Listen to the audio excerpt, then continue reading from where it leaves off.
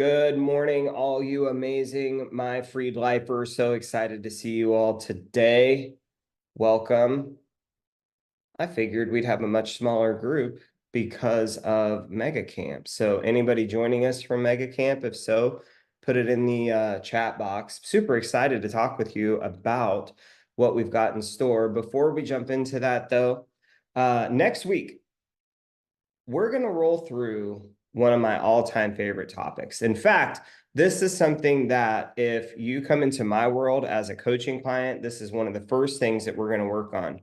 And I get to do it with my good friend who's having a birthday today and is a longtime coaching client of mine and a fellow My Freed Life instructor. She's director of training here at My Freed Life, Jordan Davis. So next week, we will be here talking about converting the inner critic to the inner coach. And you've probably heard me say this before. You all have a personal podcast. The personal podcast is the story that you tell to yourself about yourself when you are by yourself.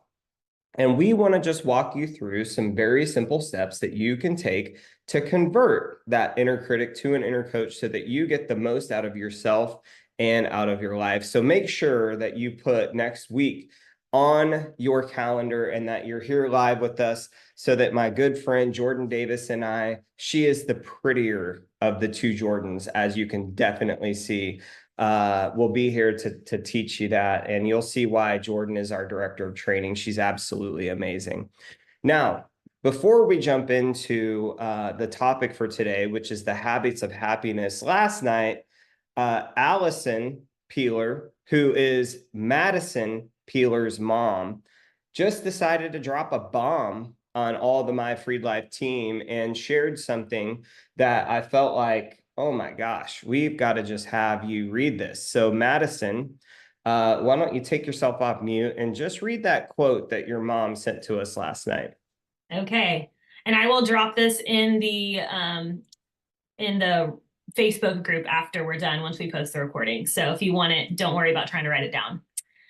Patience visited me, and it reminded me that good things take time to come to fruition and grow slowly with stability. Peace visited me, and it reminded me that I may remain calm through the storms of life, regardless of the chaos surrounding me. Hope visited me, and it reminded me that better times lie ahead, and it would always be there to guide and uplift me. Humility visited me, and it reminded me that I may achieve it not by trying to shrink myself and make myself less, but by focusing on serving the world and uplifting those around me. Kindness visited me, and it reminded me to be more gentle, forgiving, and compassionate toward myself and to those surrounding me. Confidence visited me, and it reminded me not to conceal or suppress my gifts and talents in order to make others feel more comfortable, but to embrace what makes me, me. Focus visited me, and it reminded me that other people's insecurities and judgments about me are not my problem, and I should redirect my attention from others back to me. Freedom visited me, and it reminded me that no one has control over my mindset, thoughts, and well-being but me. And love visited me, and it reminded me that I need to not search for it in others as it lies within me. Talia Hunter. So good. I have to read that over and over again. So thank you for sharing that. And yes, please put that in the Facebook group and tell Allison that we so appreciate it. You know, one thing that I do in My Freed Life is at the beginning of the class, I tell everyone that you're going to experience this class from one of two places, either energy wealth or energy poverty. And I'm going to need you to show up today in energy wealth. And one of the ways that I'm going to do that is I'm going to give you some surprising exercises, some things that might even make you uncomfortable. So what I want you to do is lean over to the person next to you, and I want you to tell them about the first time you ever hardcore made out with someone. So I say this in the class, and as you can imagine, everybody's like, what? And if you think your life is uncomfortable, Madison was sitting next to her mom when I said that in Destin. So that was quite the interesting day.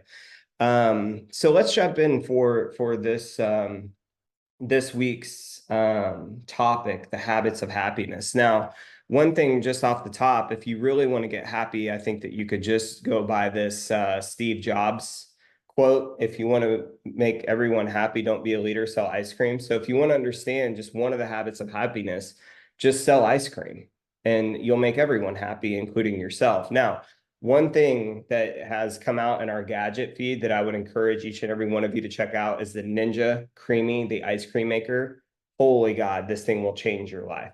So the thing that I wanted to start with as it relates to happiness is if you're going to create habits of happiness, then you have to learn to train your focus.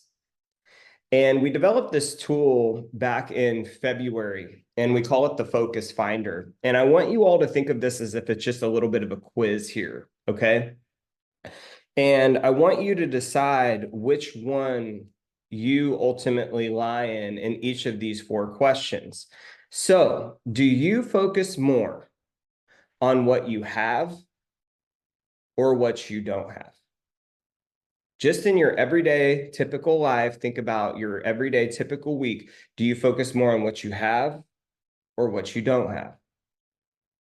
Number 2, do you focus more on what you're good at or what you're not good at? Now, this is part of that inner critic to inner coach conversation, but in your everyday life, every week, do you focus more on what you're good at or what you're not good at? Do you focus more on what you can control or what you can't control?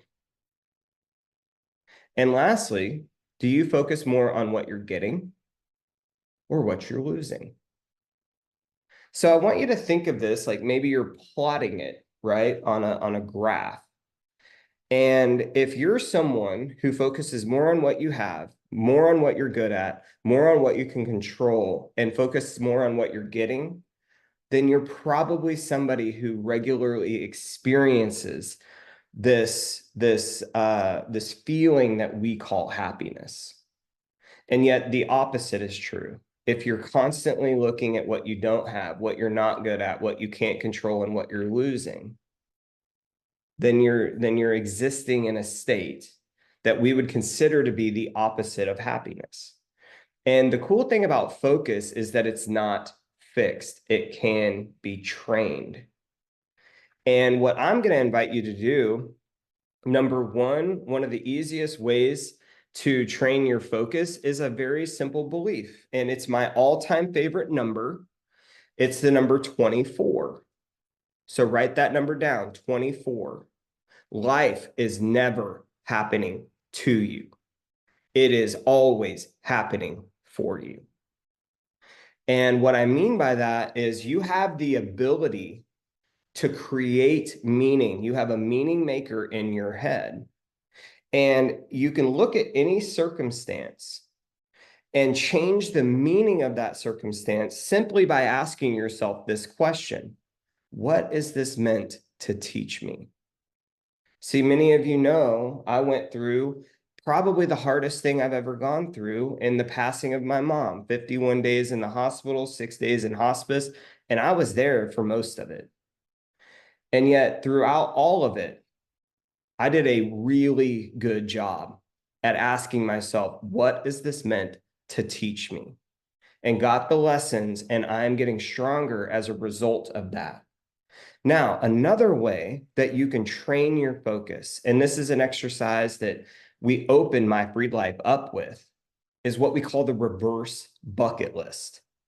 Now, the reverse bucket list, you've probably all heard of the bucket list. The bucket list is all the places you want to go, all the people you want to meet, all the experiences you want to have. That's the bucket list. The reverse bucket list is just a simple accounting of all the best moments of your life, the big moments, the small moments. And we've created a new worksheet for this that we will drop in the Facebook group today. And what I want to invite each and every one of you to do, it only takes about 10 to 15 minutes, is grab that worksheet, set a timer, create a distraction-free environment, and sit down and account for all the best moments in your life. And that will drive your focus into what you would consider or feel as gratitude and happiness. Now, the thing about the reverse bucket list is it is a process, not an event. Write that down. It's a process, not an event. And what I mean by that is the reverse bucket list is something that you will continuously come back to update and review. And if you remember one of my all-time favorite sayings, I'll say it slowly: rituals of review reveal results. Rituals of review reveal results because it trains your focus. So this first part of the habits of happiness that I really want you to understand is either sell ice cream or train your focus. You could do both if you want to be supremely happy, but life is never happening to you. It is always happening for you. And at any time you feel that you really need to tap into the essence of your life, the beauty of your life, just return to the reverse bucket list. Now, another tool that I have learned in my coaching journey, I did not create this. I got it from Tony Robbins's program, the 10 steps to creating lasting change. 10 steps to creating lasting change. By the way, if somebody comes to me and asks me how they can become a more effective coach on the personal side of life, what we might consider to be, I don't like the term life coaching, but if it were life coaching, this is a program that I recommend all the time. And it's very deep. You'll have to listen to it multiple times. But in that program, he uncovers the formula for happiness. And this is what it is right here. Blueprint equals life conditions. Blueprint equals life conditions. Now, blueprint is how you think things should be. So under blueprint, right, should be. Life conditions are how things actually are. So you could write facts under life condition. Another way to think about this, because the blueprint of a human being, like imagine that I had a printer cable and I could just pop it into the back of your head and I asked it to print your blueprint as a human being. What I would get is an exhaustive list of your expectations. That's what your blueprint is. It's an exhaustive list of all the expectations that you have. And by the way, there are basically 3 levels of expectation. There are expectations we have of ourselves. There are expectations that we have of others. And then there are expectations that others have of us. Now, expectations are something that we as a society do not study and understand enough. And expectation is so powerful, it can change your biochemistry. Each and every one of you have heard of or know of the placebo effect. And this is a well-documented, proven effect in the scientific world. The placebo effect, said in really basic terms, is essentially that positive expectancy creates the conditions of healing. So an example of that is if you take a group of people that have chronic headaches, you give them a pill and you say, this pill has been proven to help 98% of people who suffer from chronic headaches. And you really sell them on the idea. You really sell them on, this is a formulated, amazing chemical, like this thing is going to change your life. And they take it over and over and over again. The placebo effect has proven that people experience, up to 80% of people experience the relief from the chronic headache, only to find out later what? That pill had no medicinal qualities at all. It was a sugar pill. See, your expectations change your biochemistry. Now, the last thing I'll say about expectations before I show you on this or walk you through this formula and how it works is that expectations are beliefs of should.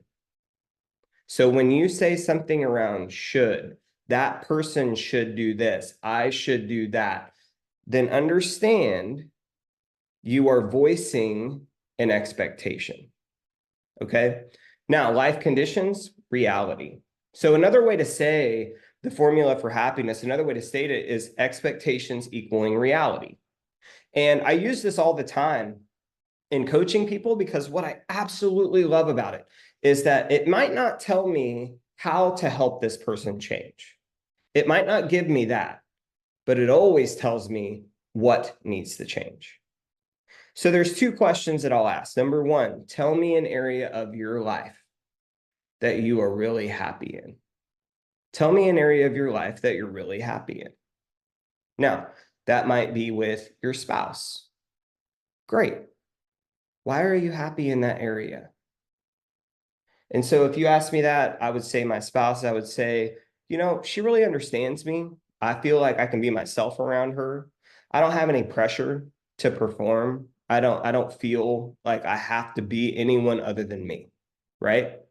So I have an expectation in a partner that I don't have to be someone I'm not, that I can be myself, right? I don't have to audition for the part of their acceptance. And because my life condition or reality equals that expectation, I'm happy in my relationship. Everybody with me on that? Now, the second question, tell me an area of your life that you're unhappy with and why. So I'll never forget, I did this with a coaching client of mine, and it also led into one of the biggest ahas I've ever had as a coach. He came onto the call and he was just grumpy. And I had been coaching him for a long time. And I said, hey, man, what's going on? You just seem really agitated. And he said, well, my mom's in town. And his mom has been someone that in the course of his life just did not do right by him. And I'm not going to go into the whole story, but she is someone who was not a great parent to him. A lot of neglect, things like that. And he said, it just bothers me that all these years she put me through all this shit. And now she wants to show up and be super grandma. It just bothers me, And I said, okay. I said, so it seems like you have an expectation of her. What is the expectation? And he said, well, I want her to apologize. I want her to acknowledge and apologize for all the things she said, all the things she did, all the things she put me through. I said, okay. And so here's what you've done is you're now attached. See, expectation creates attachment. I said, now you're attached to this outcome of her apologizing. And you're making a deal with yourself that you're going to be unhappy, pissed off, agitated, whatever, until this expectation is met. But here's the problem. Is that expectation being met inside or outside of your control? And he said, it's outside my control. I said, yeah, that's right. If you went to your mom and said to her, hey, I want you to acknowledge and apologize, and let's just say that she did it, it's still not going to serve what you want it to serve because you prompted her to do it. It didn't come from her, right? And he's like, you're right. And I said, well, it's your choice. If you want to walk around pissed off and agitated all the time, you can, but I'm just curious, does it make you a better husband? No. Make you a better father? No. Make you a better business owner? No. Okay. And here's what we realized in that moment. I said, the reason you won't let this go is you're protecting the little boy that nobody would protect. And you won't let it go because letting it go would somehow mean that he's not important. But here's the thing, that boy is now a man. And what we want to practice is what we call effective blaming. Effective blaming. You want to blame your mom for all the shit, right? All the stuff you went through. Cool. That is your right. Go for it. But you also have to blame her for all the good. He said, what do you mean? And I said, well, you are an amazing father. And I don't know that you would be the father today that you are if you had gotten the mother that you wanted when you were little. I don't know that you would be that way. You're an amazing husband. I don't know that you would be that husband today if your mom had been the mom that you wanted. Have you ever thought of it that way? And he said, no. I said, I get it. And you have the right to be mad.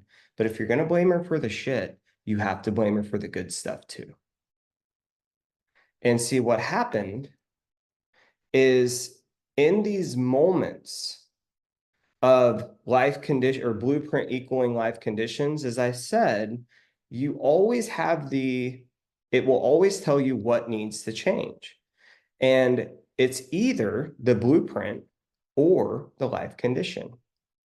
Now, in this moment, he can't change the life condition. He can't get his mom to acknowledge and apologize the way that he wants, but he can change his blueprint. And the way that we changed his blueprint was through effective blaming. Everybody with me on that? There will be other times that you need to change the life condition. Like, for example, if you are unhappy with the state of your physical body, and maybe you're 40, 50, 60 pounds overweight, I don't believe that your approach should be to say, I'm big boned, I was born this way, I'm meant to be unhealthy or overweight. That's an example of where you need to change your life condition. Now, I don't think that you should shame yourself and criticize yourself. And, bodies are like children. We don't just love them when they look or behave the way that we want them to. We should love them all the time. That's a quote from Brianna Wiest and The Mountain Is You. But what I want you to understand is that so much of your happiness is going to be dictated by your expectations. And the more often you will consciously and from a place of awareness put your expectations through the formula, it will always tell you what needs to shift and what needs to change. And when you're aware of that, you put yourself in a position of power. Does everybody get that? Now, the last thing I want to say about this is I think in today's society, and this has been around forever, but it's more prevalent than ever, is that we have 4 really poor substitutes for happiness. 4 really poor substitutes for happiness. Write these down. Money, power, fame, and pleasure. Money, power, fame, and pleasure. See, I don't care what you believe. We all came from the same place. And we are all born of the infinite. All of these things, money, power, fame, pleasure, this stuff is all man-made, right? The pursuits of these things are man-made. And have you ever tried to bite into a plastic apple?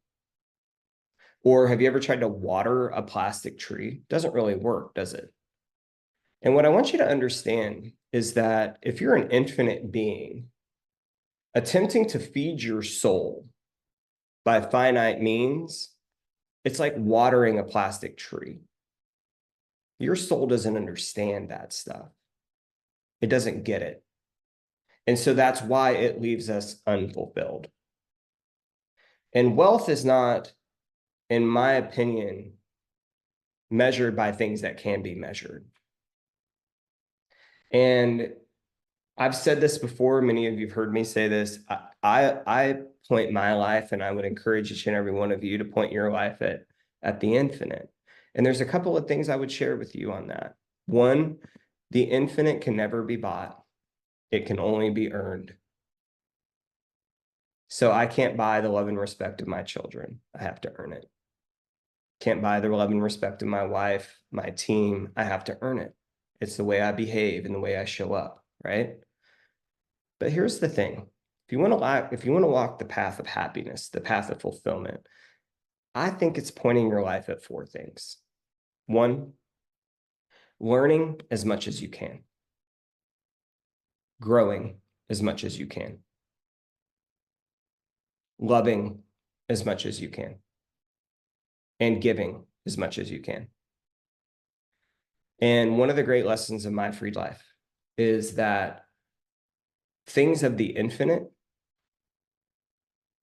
the nature of the infinite, is they expand when you share them.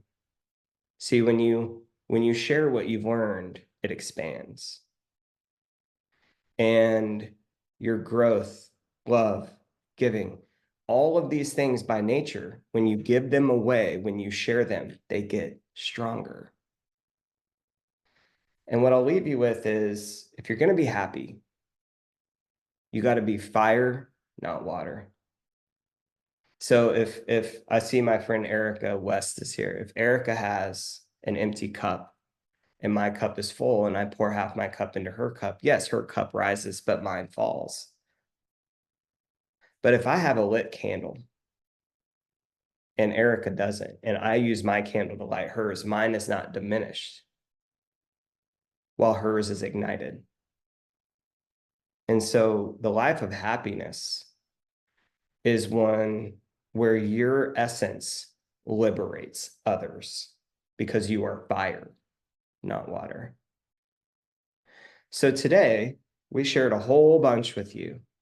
Everything from selling ice cream to training your focus, the number 24, the reverse bucket list,